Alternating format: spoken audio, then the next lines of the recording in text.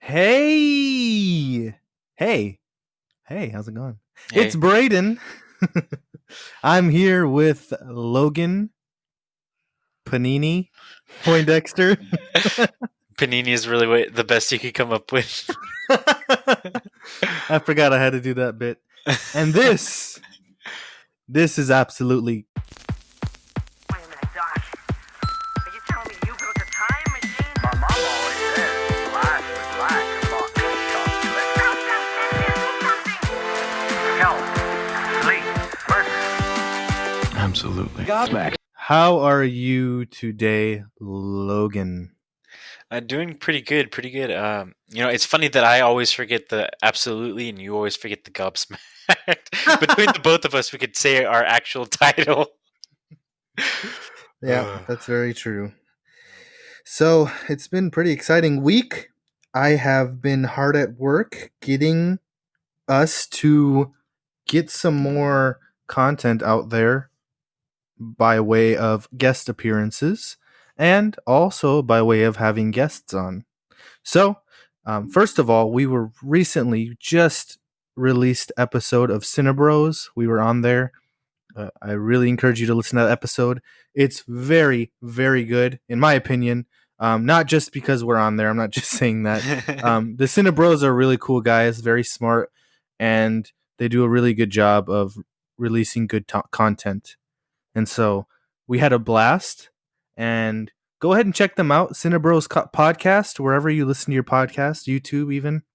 Yeah, and, You and know, on go as ahead. a real quick side note, yeah, on YouTube they even have it used to be 5 minutes long where they would try to, describe a movie, a short summary in 5 minutes, but they should rename it as over 5 minutes because they've been going to about six.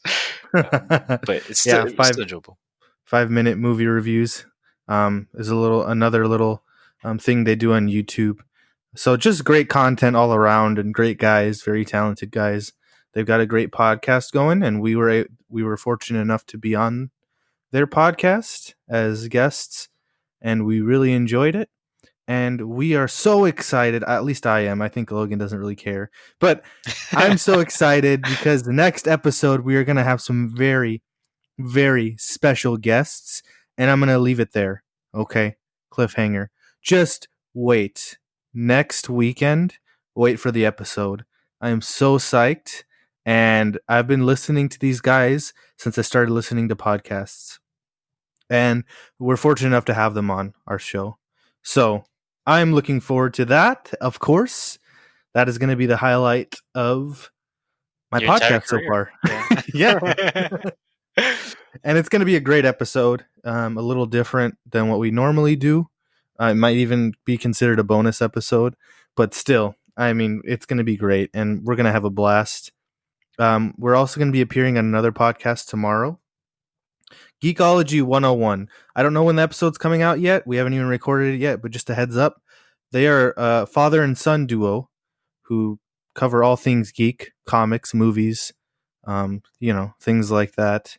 And so we're excited to be on that podcast. They were even shouted out by Chris Hardwick, the comedian, on his podcast.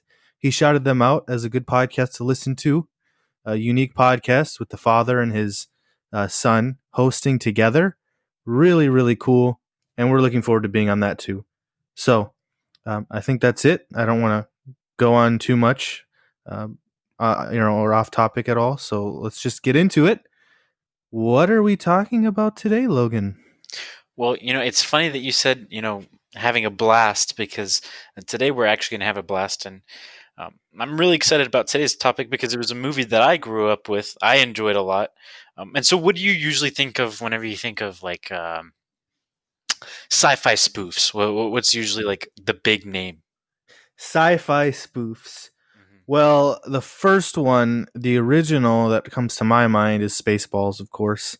That's a Yep. big one. Yep. Spoofs Star Wars. But my personal favorite is Galaxy Quest. Yeah, I'm right there with you. I mean, I actually ended up seeing Spaceballs after I saw Galaxy Quest. Um, Enjoy both, but they're different kinds of comedy. I find Galaxy Quest is my favorite as well. And that's the movie we're going to be talking about today. Some of the behind the scenes, some of what's happened. In fact, me and you both watched a documentary on the movie that came out back in 2019, and it's honestly one of the best Star Trek movies, and it's a spoof, and that's ironic but also brilliant at the same time. Um, Yeah. So before we get into any fun facts, you want to talk a little bit about kind of what the movie is about without going too deep?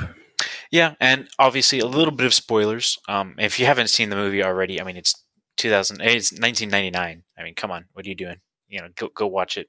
Pause this podcast right now. Come back and listen to it later, but watch the movie. Basically, what happens is it's as if they've been this group of people have been recording a show of Galaxy Quest. It's like a spinoff of what Star Trek is in their universe, and um, they find out that aliens are real and that all that they've done in the TV shows can actually happen because this alien race, who is the biggest nerds ever and the biggest fans of them, um, come to Earth to kind of get their help from an alien race that's trying to kill them, and it's a captain who he really loves being the captain. Tim Allen, his character, really loves being the captain, and this is like a dream come true to him. And so they go on this massive adventure, helping this alien race, kind of lying to them at the beginning, and then it coming out later about it being, true fiction or not. But it ends up, being a celebration in the end, and a really great film. Yeah. Comedy, but still a really good action adventure movie. Right. And I think it's just hilarious. It's another one of those, we talked about it last week with Three Amigos, actors that end up in real danger, right?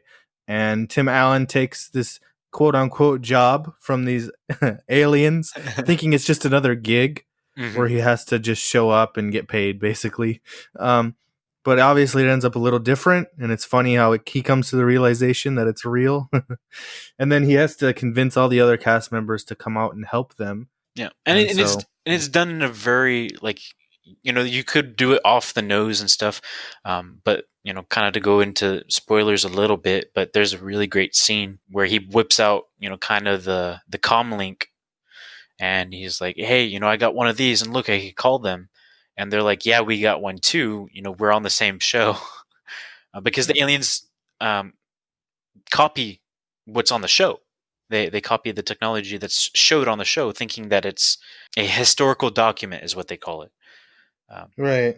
but it's done very well, where he has to convince them. So he kind of does what the aliens did to him and kidnaps them and takes them along with him on his merry adventure. And it doesn't go how they planned it at all.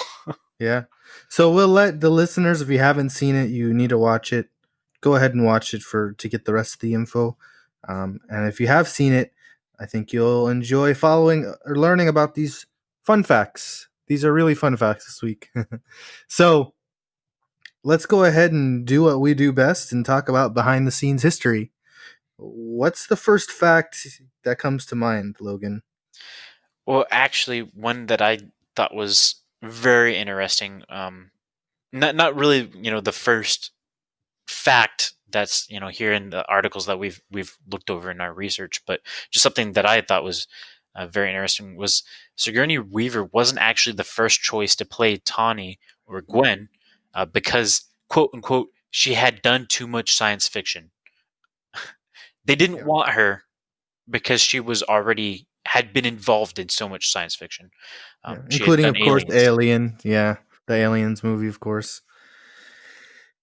Yeah. And so, what do you think of that? Do you think? I mean, they obviously ended up having her on board, but do you think that that was a little bit too much Well, to see, the ask? thing is, I think they didn't want it to distract her character, to distract from that fact that she's just a different character than she is in her other sci-fi movies. Mm. And so I think they thought maybe it was hard to pull off. the fact that she's not Ripley from Alien. I think that's what their thought process was. But they were able to pull it off because she was so different. She's not Ripley at all. She's a completely different character. And so you don't really put two and two together. You know what I mean? You don't really start to compare because there's nothing really to compare. Yeah. But I can see where they were a little afraid. They wanted someone new, like a new face that isn't typically in sci-fi movies, to be in this new sci-fi movie role. So I can see where they were coming from, but I do feel they did make the right decision in the long run, right? I mean, they didn't let the fears get the best of them. You're right. You're right. And she even said in an interview, that she had been hoping for something like this because she didn't.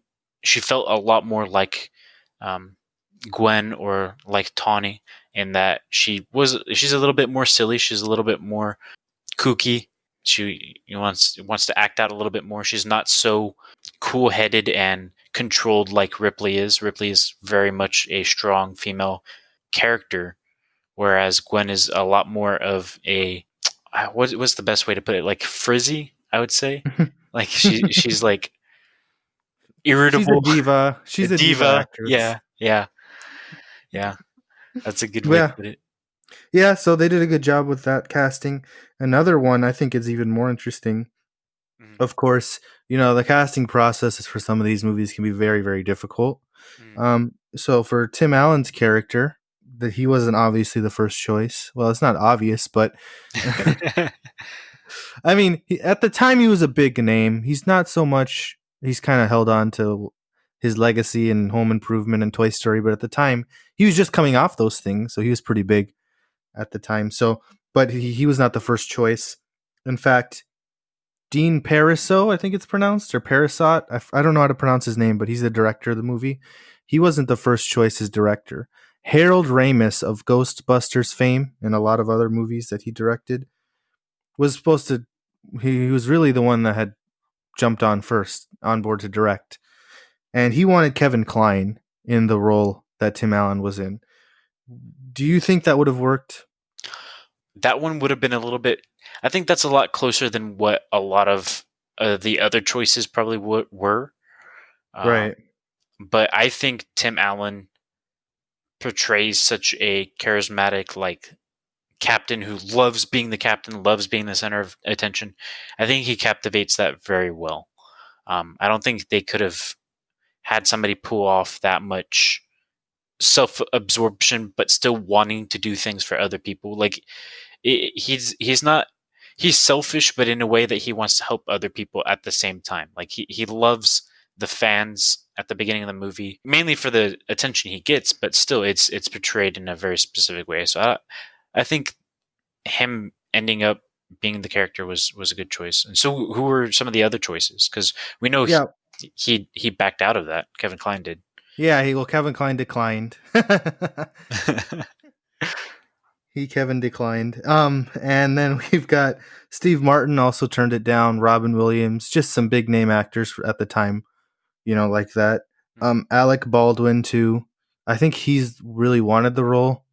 I believe. I don't think he necessarily turned it down, but Tim Allen wanted it too, and he was one of the first choices. Although he wasn't Harold Ramis's choice, and I think that, among other things, was the reason why Harold Ramis ended up leaving the project. So they had a big void to fill there with the director. I think that when you talk about a really good movie, like a lot of the movies we talk about on here, if you're gonna have a great movie, a classic, right, a cult classic, even, a lot of things have to go right, and that includes the casting. And so the reason we're talking about this movie is really part of the reason is because they got a lot of the casting spot on, right? And that's with just about any movie we talk about. They do a great job of casting some of the great movies, and this is one of those where they did a good job. I'm sure they had some tough decisions to make, but it worked out in the long run. And even though Tim Allen isn't necessarily a superstar in my eyes, for this role, he fits. Yeah, Yeah. yeah, yeah. I mean, and he definitely plays like an alternate universe Captain Kirk. You know Right. that's what I see. But yeah, um, and something else too that I thought was pretty interesting. The aliens that they were going to use, the Thermians, um, they were having kind of an interesting situation with that. Whenever they had actually gotten done with what the aliens were going to look like out of their human form as an octopus, um, they came back and they said, "Hey, look, we saw what y'all did," and the people who had built them and said they're too ugly, and they're like, it was 2 weeks before they were going to start, shooting film, and they're like, dude, they're done. We're not, we can't touch it, and so that's why we got these beautifully disgusting octopi, known as the Thermians. Yeah, well, it's actually Steven Spielberg who didn't like the design. That's right. He's really the main one that was behind that, wanting the change. And he actually suggested that the aliens look more like the aliens from his sci-fi movie, Close Encounters of the Third Kind. So, he wanted a completely different look, but they kind of had to stick with it. I mean, they weren't given a gigantic budget. You know what I mean? Mhm. So it's not like they can just afford to make a ton of changes on this movie. And it's interesting because a lot of our movies tie in together. And one of the tie-ins with this movie is that it was one of DreamWorks' first live action. And we talked about DreamWorks in our Robin Williams episode. It was formed by Spielberg, among others, including Jeffrey Katzenberg. We talk about him more specifically in the Robin Williams episode, that feud that they had. But, they needed a big hit here. And it's funny how involved Steven Spielberg is in a lot of the movies that we talk about. Not even if he's not the director, he's behind a lot of the creativity and the decisions and the financial decisions, because he's been there and done that. He's been around the block. So, with the Three Amigos, he was going to direct it, and the Goonies, he was, there the whole time as a producer.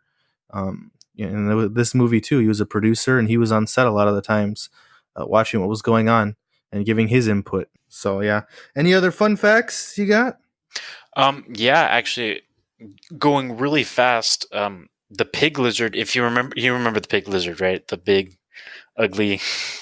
Well, describe the scene real quick? Okay, so Tim Allen's character is, on this alien planet. The rest of the crew left without him, and they were having to get a special component to fix their ship because it got damaged. Very, very Star Trek-esque. But he got deserted onto the planet, and these aliens have, stick a pig. Well, they capture him first of all, and they stick this pig lizard thing on him, and like an arena-esque environment, Mm-hmm. basically for them to laugh at him. And it's this very, you can't really describe it. It just looks like a pig, but on two legs, and if it had scaly skin, and then multiple eyes everywhere on top of its head. It's just very disgusting. They did a very good job on making a very alien looking pig, but it was a full body puppet. Actually, there was eye holes inside in the creature's mouth for the actor to be able to run around. I think that was hilarious. That must have been so much fun to shoot. I mean, a lot of the things that they do behind the scenes to get things to work, where it's like, is that CGI? Is that legit? Is that a puppet? And it's funny how they have these jobs for people where they get in a costume as these aliens. And I'm sure that would have been a blast. Yeah. Even if you're not so recognized, it's still pretty cool to be involved in that, the making of all of that. So yeah. Yep. Oh, and something also funny is where they shot those scenes. That desert planet was actually in a protected area. The fact that they even got to shoot there was crazy. It was called Goblin's Canyon. If I'm correct, I'm pretty sure Goblin's Canyon. Yep, Goblin's Canyon, where it's protected by the United States government, and it was really hot. So that was some hot film being shot there in a full body puppet It was and a pig lizard. so hot. But yeah, and actually, did you know that this movie almost didn't make the PG-13 rating? In fact, it almost didn't make the PG rating, but even PG-13, uh, because of an F bomb that was dropped in the Chomper scene in the hallway. Yeah. So they voice dubbed over Sigourney Weaver dropping an F bomb, but you can still tell in the final film. Yep. They didn't even try to reshoot that scene. They're like, nah, not even worth the effort. But according to the director and a lot of those behind the scenes that in creating the movie, including the actors, there was a lot of swearing on that movie that they cut out, and a lot of scenes, including one particular scene with Sigourney Weaver. Am I right, Logan? Oh yeah, yeah. There was actually a scene where she was basically strip teasing, um, and like trying to get two of the. I should really get the name of the. What were the bad guy aliens' names? Do you The remember? cockroach people. Yeah, getting them to kind of come over. She was trying to seduce them to trick them to kill them, but that ended up being cut because it was a little bit too.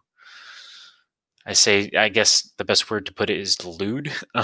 It was too much. In fact, that PG-13 cut, one of the people responsible who were there, they had, people come for screening it and stuff, to see that rating. And one of the women followed, I forget who it was, into the bathroom and said, "How dare you? This is a Tim Allen movie. How dare you make a PG-13 movie? It should be PG." So that they had to make a lot of cuts, like you said. Yeah, and I'm sure it was pretty. I heard it was a different movie. Still really good, but they definitely had to make it family friendly. Yeah, and a lot of the casting was very close to being different. Not just the movie itself, but not besides the main two characters, Tim Allen and Sigourney Weaver, Sam Rockwell, who now I consider him to be one of the powerhouse actors of our generation now, but at the time he was just an actor. Yeah. Fairly well known, but and he almost dropped out. He mentions in the documentary that he's probably taking himself too seriously, but he nearly dropped out of this project, but he was convinced by Kevin Spacey of all people to stay on board. And we know Kevin Spacey. Everybody knows who Kevin Spacey is now. I mean, after all, we shared everything, you and I. I told you my deepest, darkest secrets. I showed you exactly what people are capable of. And Tim Allen decided to make Galaxy Quest over Bicentennial Man, which is a Robin Williams movie, and instead of he would have played the role that Sam Neill from Jurassic Park ended up playing. I don't know if you've seen that movie. Yeah. Very long movie. Yeah.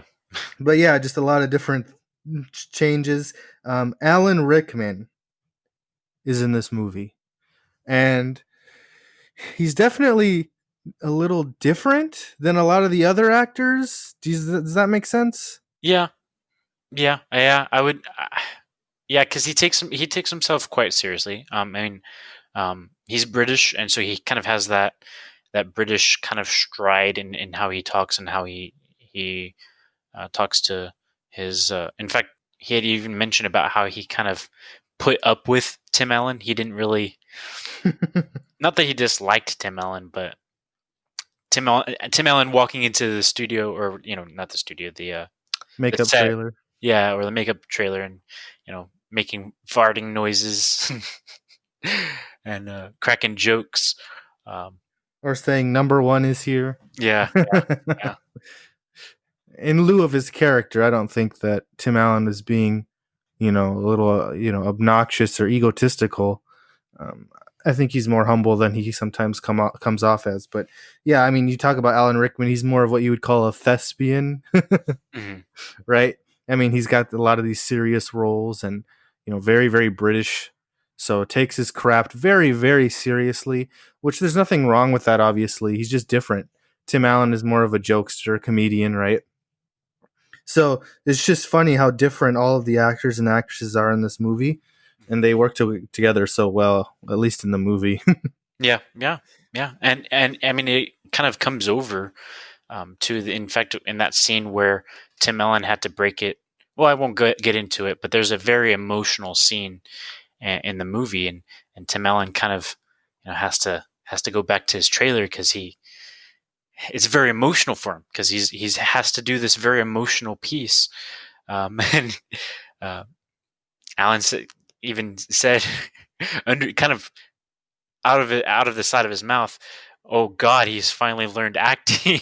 And it's so. I mean, there's a little bit of friction there, but as they say, diamonds are made whenever two pieces of carbon are pressed together. There's a lot of grit there to make a gemstone. So I think that's what happened. There's a lot of opposing forces that worked against this movie, but ended up coming out on top. Yeah, and the PG rating definitely helps. Yeah. It works, is what I should say. The PG rating definitely works, even though it was originally intended to be R rated, according to the screenwriter. And we already talked about this, but with the cussing and the strip tease that Sigourney Weaver's character was supposed to do. But there was another scene at the very end of the movie that I think just wouldn't have worked with the movie at all. Do you know what I'm talking about? Yeah, I know what you're talking about. You're talking about whenever they land the ship and it's supposed to decapitate some of the some of the people sitting there at the convention Some of the center. fans. Yeah, some of the fans, which that would have been a very different movie. But I think the PG rating did so much better. Yeah. The compromises on both sides ended up making this film work. And I think that's beautiful about what this movie is. It's a movie for everyone, for all ages and sizes, the whole family. And I think that's just something that I admire about it, is that they didn't have to make it graphic or vulgar. They made it work. So, I mean, just really beautiful. That's what's beautiful about that. Speaking of fans, or speaking of geeks, or what do you call it? Like fandom, fanatic. There's a lot of those Trekkies, they call them Star Trek fans, or even the Star Wars geeks and fans. This movie, in a way, it kind of pokes fun at it, but it's not offensive. It actually celebrates the fans of these types of movies, And my favorite character in the entire movie does not have a big part, but I think he's hilarious. Justin Long. I don't know if anyone knows who that is. He's a pretty good actor, well known comedy actor. This is Very one of his talented. very talented guy. One of his first movies is Galaxy Quest, and he plays this geek, this huge fan of the Galaxy Quest TV show. And I won't get into it too much, but just know that his performance, I think, is hilarious and so relatable if you're a huge fan or a geek of anything, sci-fi or comic book related.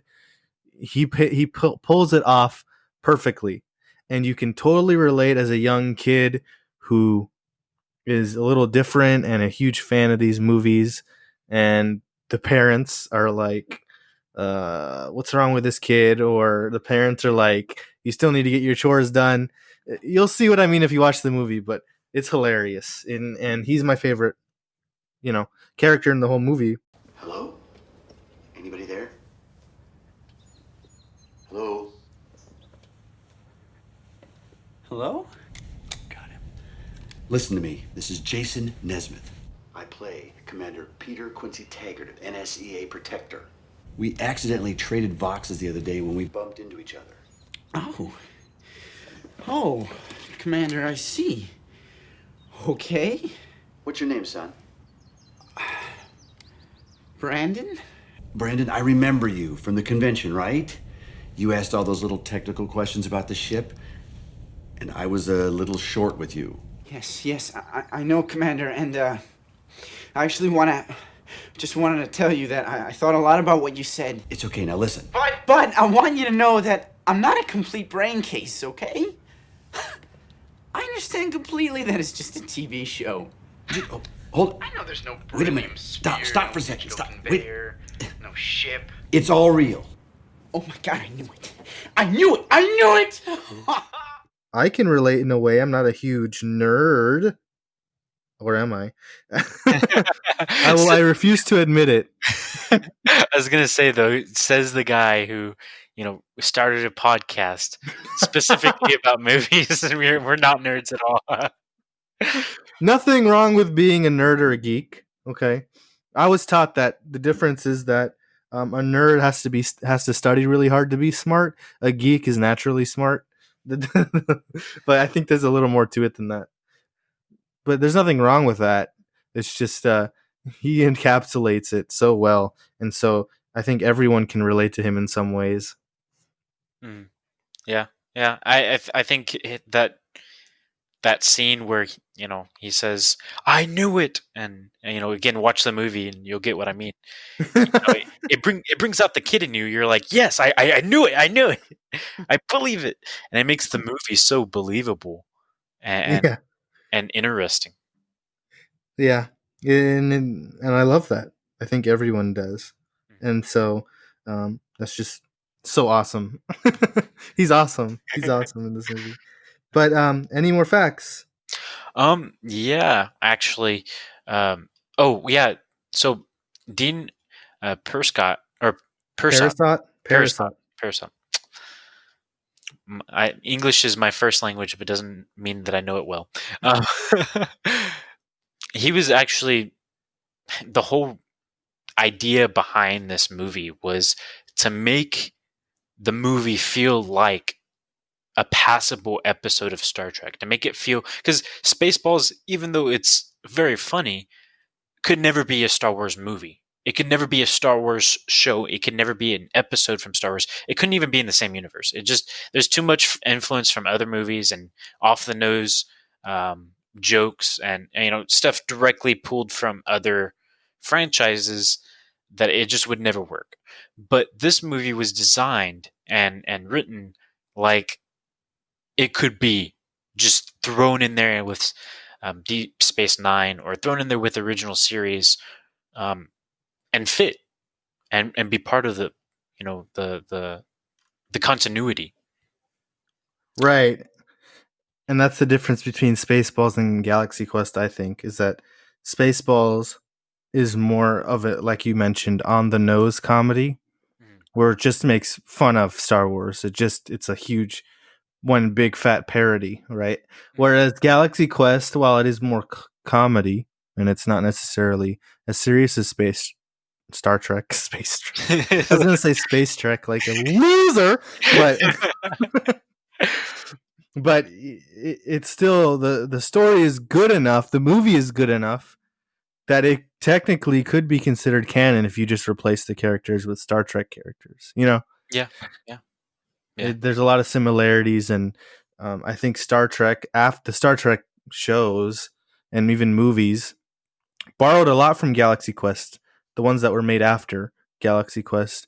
That's how good Galaxy Quest is. The Star Trek actors loved it.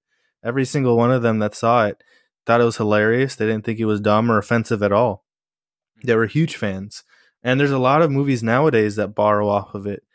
The documentary mentions this, but James Gunn, the director of the Guardians of the Galaxy movies, borrows heavily in some points from Galaxy Quest because it's a sci-fi comedy.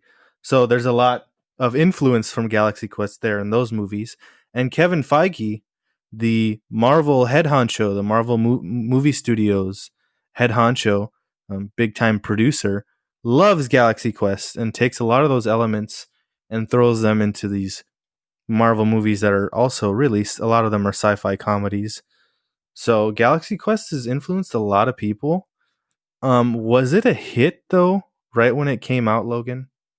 No, actually, it didn't do very well at all. In fact, that was largely in hand behind the marketing. There wasn't a lot of marketing done. There wasn't high hopes from the studio that this would be big. They really didn't expect it, and a lot of people who came back, the executives that came back and saw the finished product, they were surprised. A lot of people were surprised. In fact, there's a lot of film critics. You could go back and watch the interviews for whenever this movie came out. They're like, "This is actually really good. I didn't expect it. It's everything you want in a movie. It's for everybody. Anybody could come and enjoy it. Go and see it. You have to see it for yourself." And in fact, it did way better in its second weekend than it did in its opening weekend, which is like usually unheard of for a big budget film like this, where it has great actors. Of course, the director, this is only his second movie, but I mean, it did extremely well, way late in its lifetime. Even now, there's people. In fact, your wife hadn't seen this movie, if I'm correct, right? Yeah, I showed it to her while we were dating. And she's very picky on movies. She has her own specific style that she likes to watch, of course. And it's one of those movies that even if you're not a huge sci-fi fan like she isn't, she appreciated it. She was able to watch it through, which is never a bet that she can finish a movie, a good bet that she can. You never know. It's like I don't know if she'll be able to handle this one. Like we tried to watch Bill and Ted the other day, last week, and she just couldn't. And I loved Bill and Ted. Speaking of Bill and Ted, the director Dean Parasat, I think is how it's pronounced. He's still working to this day. In fact, he's got a movie that just came out on video on demand. A little movie called Bill and Ted Face Head. Mm-hmm. Yeah. So he directed the third Bill and Ted movie. So he's still going strong, even though Galaxy Quest was one of his first movies. He considered himself a first-time director because his first movie had just come out when he started this one. Yeah. I mean, and people took. I mean, they took a bet on him, but it came out really good. But something that did kind of ruffle his feathers, though, in the interview we were watching, was the aspect ratio. So, in how he wanted it done and how the movie actually was done. And not to say he was picky about his movie, but what happened later on, whenever it was shown in theaters. But the film's aspect ratio, very early into the movie, whenever it's showing like the TV show, as the spoof of Star Trek, as when people are watching it and they're at the convention center for the series, it's shot in square, like your stereotypical 60s TV show, early, late 50s, early 60s TV show, 1-to-1 ratio. And then it actually opens up from that, kind of like you're like, okay, this is real life, to 1.85 to 1. But later on, and that's more of like what we see, a realistic approach on aspect ratios. But later on, whenever Tim Allen's character lands on the Mia on the ship, and his eyes kind of open with the rest of us that, aliens exist, that space is real, that, or not space is real, but that this technology is real. He's like, wow, The stars are real. There are planets out there. His eyes are kind of opened, and the aspect ratio opens even further to a 2.35 to 1. And in a lot of films, a lot of the people in the back, they didn't know that, so they left the curtains closed so that you could only see that 1.85 ratio. And that's a large injustice. And even, in my viewing, cutting so much of that off is a ginormous injustice, because there's so much that you could see. And then you get that feeling whenever the doors open. You feel that. You're like, wow, this is a bigger universe. And he even said that they ended up, leaving sticky notes or, post-it notes on the reels in the back of movie theaters so that people would know to open the curtains more. Yeah, there's a lot of stuff. I encourage you to watch the documentary, Never Surrender, I think it's called.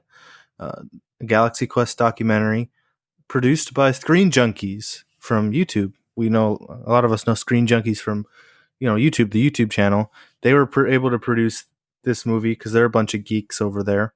And I still believe that Galaxy Quest is underappreciated, in my opinion. It's considered a quote-unquote cult classic because it wasn't a massive hit when it came out. And even though it's a cult classic because a lot more people have seen it, I still think more people need to go see this movie, especially if you consider yourself a sci-fi fan or a comedy fan or a movie fan. Yeah. You got to go see it. You've got to see this movie. It's just one of those on the, if you have a list of movies that you have to see before you die, or movies that, if you're a movie lover, you got to see it. It's this one. Yeah. One of them, yeah, it's got to be on your list. For sure, for sure. Hey, Logan, Yeah, Braden? do you like looking good? Oh, Braden, I thought I always looked good. Well, now you look even better. Avise Streetwear. Now, hear me out. Uh-huh. These guys have got some sick clothing. They'll make you look even better than you think you look. Oh, I thought I've never looked better, so if that could improve, geez, I could get all the women. No, you got to check them out. They're a new clothing company. Really, it's just a brand that's growing and growing, and I think you'll really enjoy everything they have to offer. You can find them on Etsy. Their Instagram is _ AVISE _ Avise Streetwear. Get cozy with us. Anything else, Logan? Oh, yeah, real quick. Did I say earlier Goblin Canyon or Goblin Valley? You said Canyon. Okay, yeah, it's Goblin Valley, just to be clear about that. And it's in Utah. Okay. But yeah, just as a side note. All right. Sounds good. So I think that's it. If you guys have any questions about this or any of the other episodes, go ahead and message us. We're available, or I am at least, on our Facebook page and our Instagram page and Twitter. Nothing creepy, but reach out to us and let us know what you think. And Yeah, Braden does not like to share his hair. Sorry, y'all. I don't know what that means, but okay. Or his bathwater.